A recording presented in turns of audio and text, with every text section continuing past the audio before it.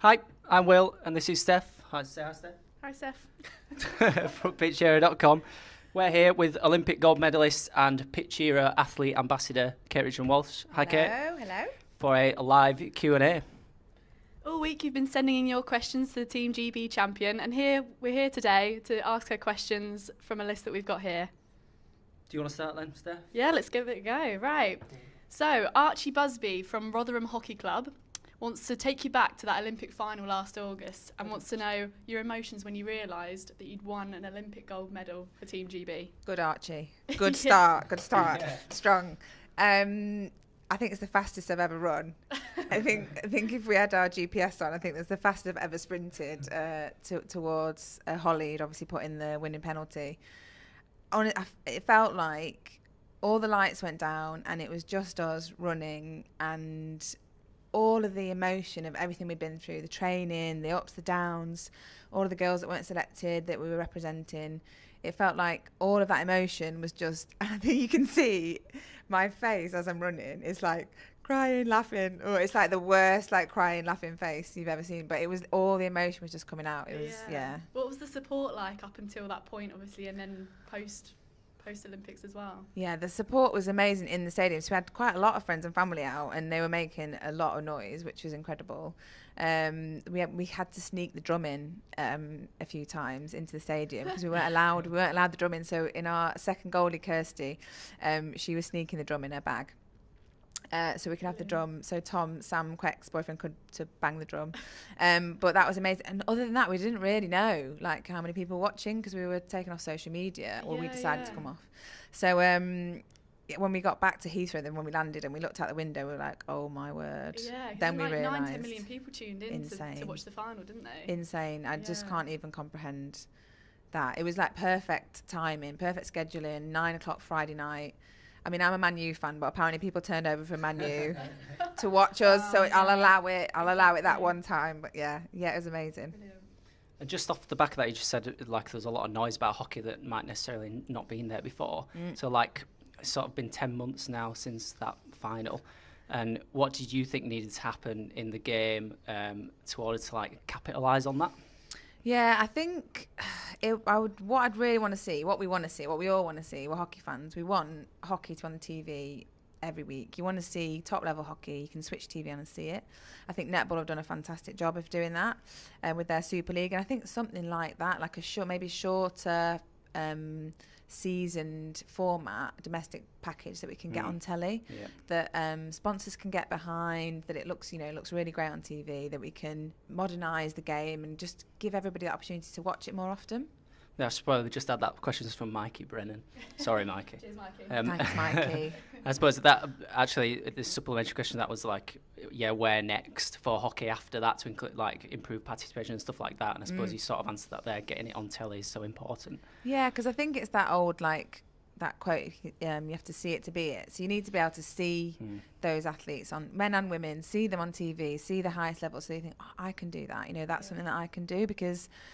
I wasn't on TV when I was growing up, and so I thought I was going to be Sally Gunnell. That's who I was going to be, because that's the only female athlete I remember really watching on TV, and I couldn't be Sally Gunnell. I'm not good enough, so I had to be me instead. Yeah, I know. Certainly since the final, we've seen on social media around Pitchero a lot of the hockey clubs really getting involved in running like events for people to try hockey and stuff like that. Yeah. So like I suppose for you to hear something like that must be really like.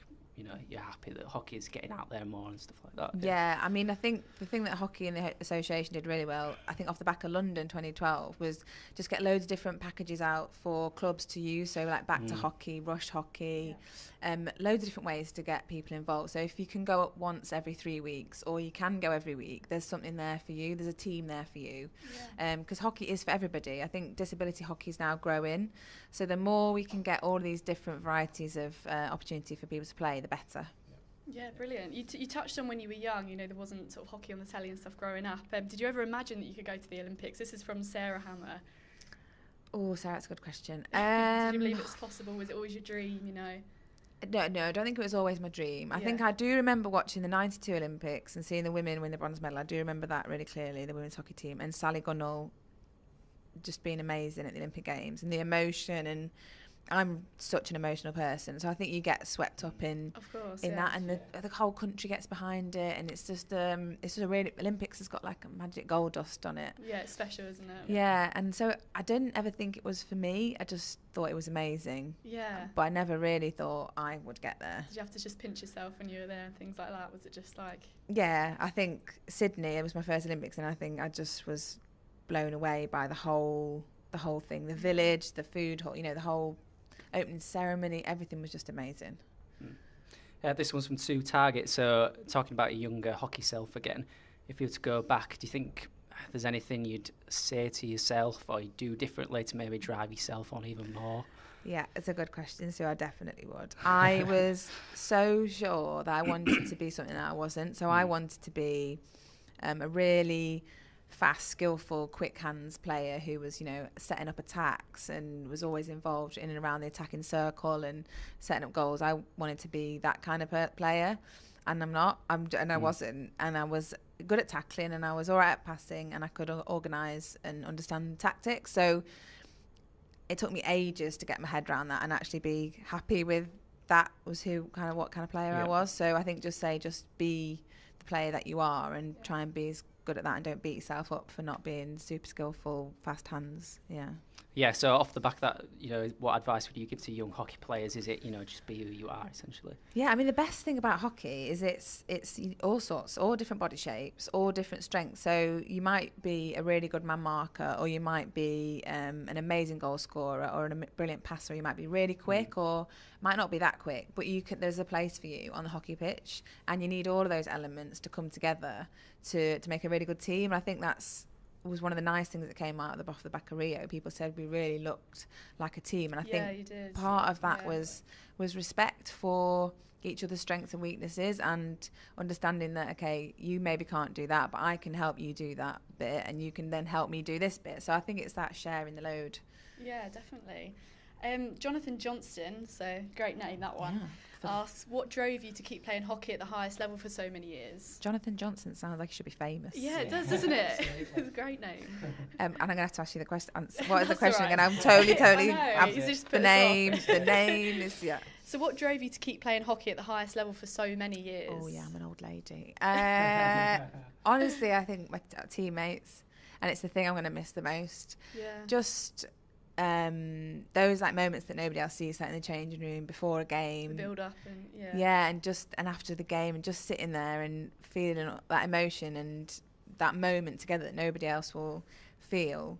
It is just those characters, all those different characters and personalities. If you're feeling hyper, you can go and hang out with Maddie, for instance, or if you're feeling like a little bit quieter, you can go and hang out with other players in the team. There's whatever mood you're in, there's like a little place you can find your space and be comfortable in that space. Yeah, brilliant. Was there ever a sort of time during that career where you had, say a knockback or whatever, and, how did you deal with that?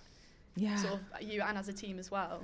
Yeah, plenty. We had plenty of knockbacks. As a team, we had lots. I'd love to say it was all like rosy, but we had many disappointments. Not qualifying for the Athens Olympic Games was horrendous, and for some of the women in that team, that was the last time they represented their country. So that was, devastating. We lost 70% of our funding, and it was really hard. Wow. And then 2014, I think, playing off for last place at the World Cup was a really dark period. And I think those moments make you just really reflect on who you are, where you're going, how you're going to get there as an individual, but then also collectively as a team. And someone asked me recently, would we have won a gold in Rio had we not gone through what we had in 2014?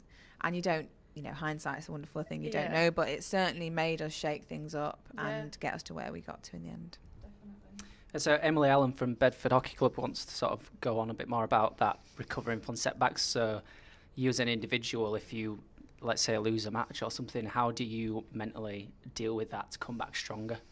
It's a really good question, Emily. So we talked a lot with the psychologist about what individually you're like at your best and your worst. So on my best day, what will you see, hear and feel from me as a person, and what will I feel, see and hear? And then on my worst day, when I'm playing like pants, or I'm like we're losing, do I change? What happens to me? And then when you can see those things, you start to have triggers. Well, okay, I'm starting to go a bit towards that more negative worst days thing, okay, how can I bring that back? And you learn tools and tricks to be able to try and prevent that from going down into a big negative spiral, which can so easily happen. We're so hard on ourselves, and it's so easy to just keep going thinking, oh, I'm not doing very well, I'm not playing very well, we're going to lose again. And it's just how you can pick yourself up and make those negative spirals stop early. Yeah, and I think like for a lot of our hockey user-based stuff, it's important to try and get into the mind of someone who's, you know, achieved at the highest level. So like of the opposite of that, when you're winning and you're doing well, how do you keep up? How do you create that winning mentality and keep going and keep pushing yourself? I think either if you're doing really well or you're doing really badly, the magic spot would be if you can just maintain your equilibrium. So if you can just stay on this level, we always just try and stay on this level. So at the Olympics, we're constantly just like, only the next game, it's only about the next game. If you started to look too far ahead, we'd start maybe panicking a bit and thinking, oh my, you know, this is coming up, this game's coming up, the knockout stages are coming up, will we make it, won't we make it, who are we going to play against? And then you're thinking beyond, actually, I just need to stop this ball and pass it to my teammate. Yeah, it's as simple as that. Just stay completely on task as much as you can. Yeah, no, it's a good point. Obviously, you've touched on like losses and things like that, but personally as a captain, you know, you captain the team for a long time. How do you ensure your team, you know, picks themselves up sort of from a personal point of view? Have you got any sort of tactics that you used anyway or sort of throughout? I think, well, trusting your teammates. And when we spent so much time together, we were together every day as a squad. And so you start to understand how people work best and what they do and don't like. And I think when I first started being captain, I thought it was all about, you know, big speeches, stand at the front, like motivate the troops. But no, they don't need motivation. They are giving all of themselves every single day. They're already really motivated. They want to win. They're going to do what it takes to win. And so it's trusting that they will get themselves in the best place possible for the next game. And maybe just using the leadership groups, what I latterly found out, and it took me a while, I'm a bit of a control freak, was to share the load a bit and use the leadership group to talk to those players individually. Because sometimes, you know, I might not be able to get the best out of you, but one of the other members of the leadership group might. So it's just using that team. Yeah, brilliant. That was from Ellie Evans, that one from Broxbourne Hockey Club. So thanks for that one. And I suppose I was just going to ask you one on the captaincy thing as well. Like, could you define characteristics of a good captain? Well, I think everybody can lead. I think that's the first thing. I think when I was younger, I was really shy. And so I thought captaincy was, you know, standing, like I said, standing at the front, making big speech and getting the troops ready. And so that terrified me a little bit, actually, because I thought, well, I can't do that. I'm never going to be able to do that. And I did learn the skills to be able to talk in front of groups and to do that if I had to. But I think more than anything, it's just leading by example. It's just thinking, okay, what is the very best example that I can set? Work really hard. And be open and honest and try and talk to people as much as possible and keep learning, I think, as well. I kept learning the whole way through my captaincy. Yeah. So Diane Green wants a bit of advice for a hockey club. Right. So maybe you could draw on your experiences from Reading, of course, or this, but if there's one piece of advice you could give to a grassroots club, a community hockey club, maybe on the pitch or off it, in order to improve their performances, what might it be? Well, get Pitchero for a start. Yes. Get the plug. We didn't ask her to say that. No, but we did use it at Reading, and I think it saved so many headaches because clubs are run by volunteers. You know, it's all people giving their time. Yeah, absolutely. Free of charge, and everyone's working full-time jobs, and so having something like having a really clear template, a website that everybody can use. So we paid our subs through the site. We'd find out about all the social events that we never got to go to, but they were going on at the club. You know, all of the games that were going on, everything that you train in, you know, whether you were going to be at training or not. So I coached a bit in the end. So it helped me to know, okay, I've got 10 tonight or I've got 16 tonight, and I can plan rather than, you know, oh God, I had this session and now I can't do it. So that really helps, I have to say.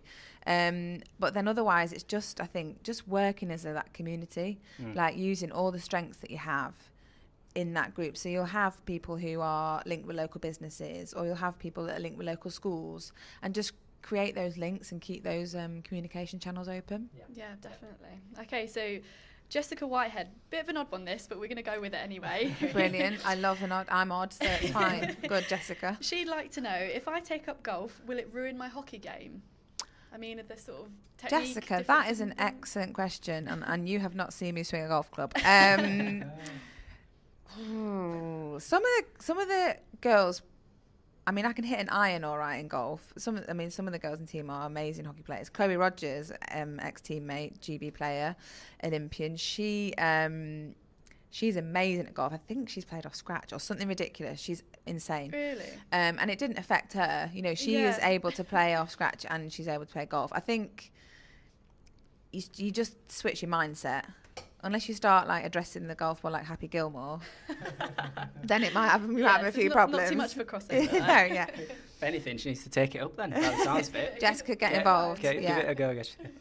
Okay, so this is from Diane Green again, actually. So what do you miss most since you've stopped playing internationally, or do you miss it at all for a start? There's lots of things I don't miss. Yeah. I don't miss the alarm going off and the first thing I do is take my heart rate and my oxygen consumption levels. I don't miss that. Wow. Filling in an app. Yeah, don't blame me for that. Yeah. No, like morning. No, just straight on to the app. I don't miss that. And I don't miss fitness testing. But for the rest, I do. I miss the routine. I miss my teammates the most. That's the thing I miss the most. Yeah.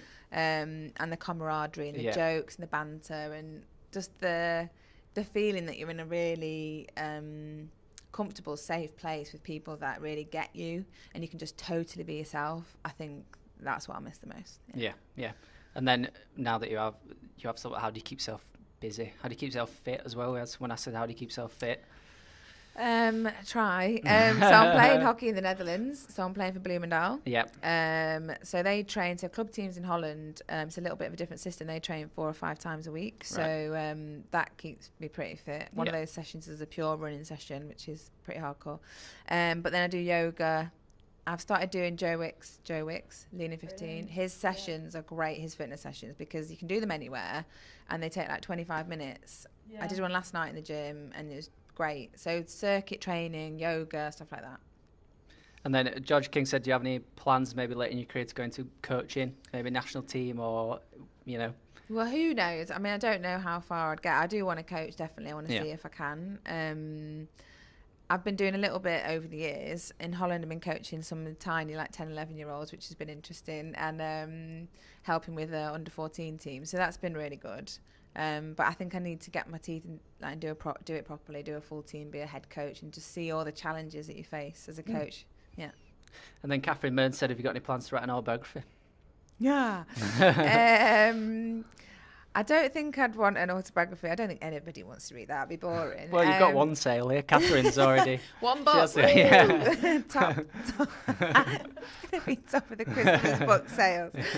No, I think myself and Helen have talked about maybe doing something just from our perspective as a married couple, the things we've experienced as women in sport and more generally like playing part of a team and all the things that hockey has given us, kind of sharing a bit of that. So yeah, maybe something on the horizon. One book sale though. Yeah. Cha-ching. 2, 3, 4. Yeah.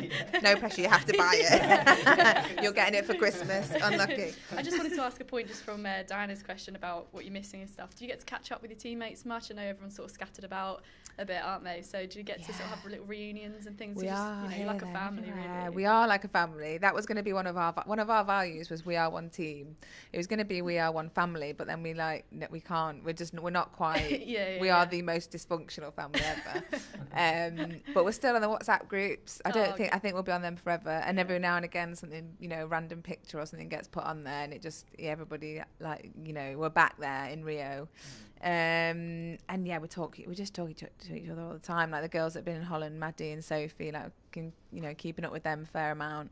And so when we come back, we catch up, and if it's someone's birthday or something, it's nice. I think we'll always have that bond. Yeah, I think everyone saw that, obviously, what you said earlier from Rio and stuff, and I think, again, that's so good to try and encourage a team and encourage from grassroots point of view as well. Definitely. Just friendships you can form out of it and stuff like that. I think it's really important. Oh, absolutely. It's like some of my best friends I've played with, some of them not playing with anymore, but they'll still be my best friends forever. They were witnesses at our wedding, and you just keep in touch with them all the time. And whenever even if you don't talk for like a few weeks, you pick it up again, and it's like you've never been away from each other. So, no, it's lovely.